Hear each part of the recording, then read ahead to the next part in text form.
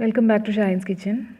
Malabar style chicken stew ഉണ്ടാക്കാൻ വേണ്ടി ഒരു സവാള സ്ലൈസ് ചെയ്ത് വെച്ചിട്ടുണ്ട്, ഇഞ്ചി വെളുത്തുള്ളി ചതച്ചത്, കറിവേപ്പില, പച്ചമുളക് 3 എണ്ണം, പിന്നെ ഹോൾ സ്പൈസസ് വേണം, കറുവപ്പട്ട, ഗ്രാമ്പു, ഏലക്ക, കുരുമുളക്, ഒരു അര തക്കാളി സ്ലൈസ് ചെയ്ത് വെച്ചിട്ടുണ്ട്, പിന്നെ മല്ലിയില, ഒരു 2 പൊട്ടാറ്റോ, ഇതുപോലെ ചെറിയ സൈസ് പൊട്ടാറ്റോ ആണ്. 2 പൊട്ടാറ്റോ ഞാനിതുപോലെ കഴുകി സ്ലൈസ് ചെയ്ത് എടുത്ത് വെച്ചിട്ടുണ്ട്. പിന്നെ തൈര് വേണം, കട്ടത്തൈര് 2 ടേബിൾ സ്പൂൺ, പിന്നെ 2ാം പാല് ഒരു 3/4 കപ്പ്, 1ാം പാല് 1/4 കപ്പ്. 3/4 കിലോ ചിക്കനിലാണ് ചെയ്യുന്നത്. വെളിച്ചെണ്ണ വേണം, ഉപ്പ് വേണം, പിന്നെ മസാലകളായിട്ട് മല്ലിപ്പൊടി, പെരുംജീരകം പൊടിച്ചത്, കുരുമുളക് പൊടി. കുറച്ചൊരു വ്യത്യാസത്തിലാണ് മലബാർ ഏരിയയിൽ ചെയ്യുന്നത്. സാധാരണ കാഷ്യൂനട്ട് പേസ്റ്റൊക്കെ ചേർക്കും, പിന്നെ മസാലകൾ അധികം ചേർക്കില്ല. പക്ഷേ ഇത് നെയ്ച്ചോറിൻ്റെ കൂടെ ഇങ്ങനെ ചെയ്താൽ പ്രത്യേക ഒരു ടേസ്റ്റാണ്. ട്രൈ ചെയ്ത് നോക്കണം. ഒരു കുക്കറിൽ 2 ടേബിൾ സ്പൂൺ വെളിച്ചെണ്ണ ഒഴിച്ച് ചൂടായതിന് ശേഷം ഹോൾ സ്പൈസസ് ഇട്ട് കൊടുക്കാം. കറിവേപ്പില,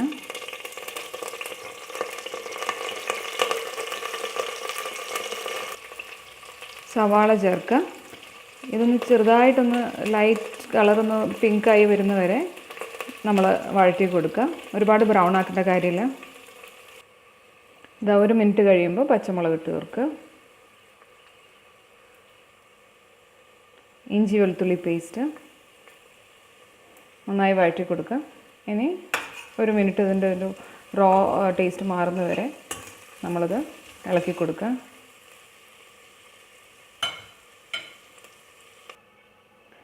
ഫ്ലെയിം നല്ല ലോ ആക്കിയതിന് ശേഷം 3/4 ടീസ്പൂൺ മല്ലിപ്പൊടി, 2 ടീസ്പൂൺ പെരുംജീരകം പൊടിച്ചത്, ഇത്രയും ചേർക്കുക.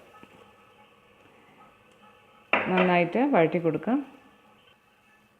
ഇനി ഇതിലേക്ക് 3/4 ടീസ്പൂൺ കുരുമുളക് പൊടിച്ചത് കൂടി ചേർക്കുക.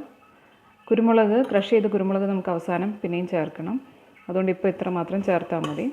പച്ചമുളകും കൂടി ചേർത്തിട്ടുണ്ടല്ലോ. ഇനി ഇത് നന്നായിട്ട് വഴറ്റിയതിന് ശേഷം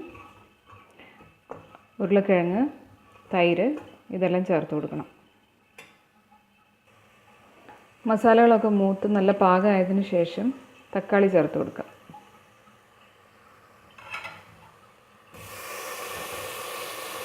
ആവശ്യത്തിന് ഉപ്പും ചേർത്ത് നന്നായി ഇളക്കി യോജിപ്പിച്ച് തക്കാളി ഒന്ന് പാകമാവുന്നത് വരെ വേവിക്കാം. ഇതാ തക്കാളി വല്ലാതെ ഉടഞ്ഞു പോകേണ്ട കാര്യമില്ല, ഇത്രയും മതി. ഇനി ഇതിലേക്ക് 3/4 കിലോ ചിക്കൻ ചേർത്ത് നന്നായി യോജിപ്പിച്ചതിന് ശേഷം ഉരുളക്കിഴങ്ങ് ചേർത്ത് കൊടുക്കുക. 2 മിനിറ്റ് വഴറ്റി കൊടുക്കുക. അതിനുശേഷം നമുക്കിതിലേക്ക് തൈര് ചേർക്കാം. 2 ടേബിൾ സ്പൂൺ തൈര് ഞാൻ ഇതിലേക്ക് ചേർത്ത് കൊടുത്തു. നല്ല കട്ടി തൈരാണ്. ഇനി ഇത് മിക്സ് ചെയ്യാം. ഇനി ഇതിലേക്ക് 1/4 കപ്പ് വെള്ളവും മല്ലിയിലയും ചേർത്ത് കുക്കർ അടച്ച് നമുക്കിത് 2 വിസിൽ വരുന്നവരെ വേവിക്കാം. തേങ്ങാപ്പാലല്ല വേവിക്കുന്നത്, തേങ്ങാപ്പാൽ അവസാനമാണ് ചേർക്കുന്നത്. ഞാനൊരു 1/4 കപ്പ് വെള്ളം ചേർത്തിട്ടുണ്ട്, മല്ലിയിലയും ചേർത്തിട്ടുണ്ട്. ഇനി നമുക്കിത് 2 വിസിൽ വരുന്നവരെ വേവിച്ചെടുക്കാം. ഇത് 2 വിസിലിന് ശേഷം ഓപ്പൺ ചെയ്ത് ഇപ്പോൾ ഇതുപോലെ നന്നായിട്ട് വെന്ത് പാകമായിട്ടുണ്ട്.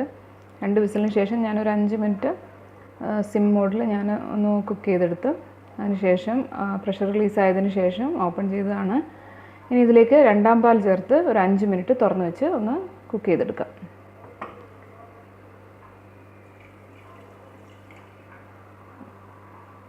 ഒരു 5 മിനിറ്റ് ഇത് കുക്ക് ചെയ്യണം. ഈ സമയത്ത് ഉപ്പൊക്കെ നോക്കി പാകത്തിന് ഉപ്പ്, കുരുമുളകൊക്കെ ചേർത്ത് കൊടുക്കാം.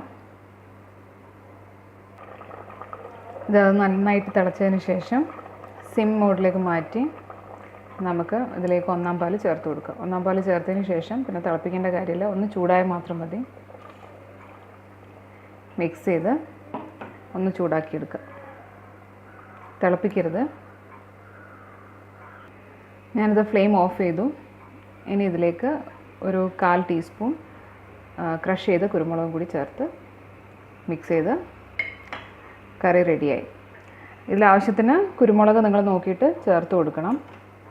പച്ചമുളകിന് എരിവുണ്ടെങ്കിൽ പിന്നെ അത്രയും കുരുമുളകിൻ്റെ ആവശ്യമില്ല. പക്ഷേ അവസാനം ക്രഷ് ചെയ്ത കുരുമുളക് തന്നെ ചേർക്കണം, ഫ്രഷായിട്ട് പൊടിച്ചത്. കറി റെഡിയായി. കറി റെഡിയായിട്ട് ഞാൻ സെർവ് ചെയ്തിട്ടുണ്ട്. ഇത് ഘീ റൈസിൻ്റെ കൂടെ നന്നായിട്ട് ചേരും. നല്ല കോമ്പിനേഷനാണ്. എല്ലാവരും ട്രൈ ചെയ്ത് നോക്കണം. Thank you for watching. See you next time.